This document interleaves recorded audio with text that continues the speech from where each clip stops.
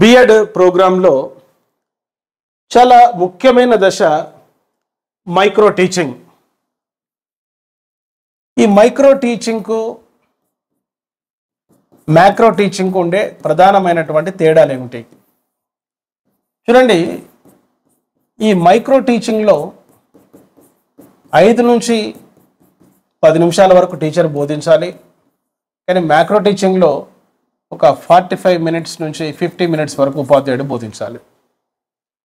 ఈ మైక్రో టీచింగ్లో 5 నుంచి 10 మంది విద్యార్థులకు బోధిస్తే మ్యాక్రో టీచింగ్లో మరి 30 to 50 స్టూడెంట్స్కు బోధించడం జరుగుతుంది.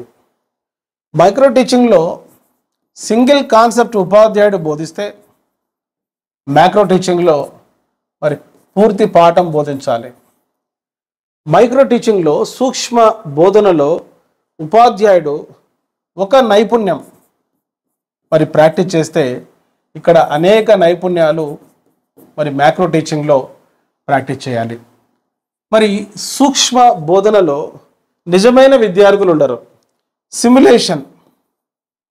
సిమ్యులేషన్ అంటే చూడండి, పాఠశాల విద్యార్థుల వలె ఈ బిఎడ్ స్టూడెంట్స్ యాక్ట్ చేస్తారు. So simulation is not real situation, but it is related to real situation.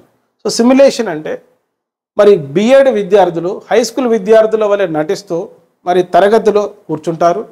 వారికి ఒక స్టూడెంట్ టీచర్ మరి ప్రాస్పెక్టివ్ టీచర్ పాఠం ఎక్స్ప్లెయిన్ చేస్తారు.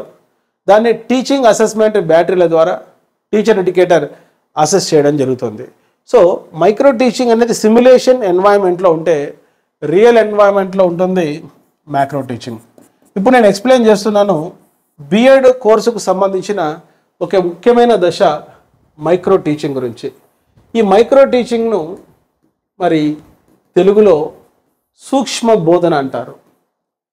ఈ సూక్ష్మ బోధన అనే పదం, మైక్రో టీచింగ్ అనే పదం మొట్టమొదట స్టాన్ఫర్డ్ విశ్వవిద్యాలయంలో ఉపయోగించడం జరిగింది. ఈ స్టాన్ఫర్డ్ విశ్వవిద్యాలయంలో డ్వైట్ అలెన్ మరియు రాబర్ట్ బుష్ ఈ సూక్ష్మ బోధన అనే శిక్షణ కార్యక్రమాన్ని ప్రారంభించడం జరిగింది. ప్లే స్టోర్లో ఎమిలీ అకాడమీ అని టైప్ చేసి నేడే యాప్ డౌన్లోడ్ చేసుకోండి. All the best.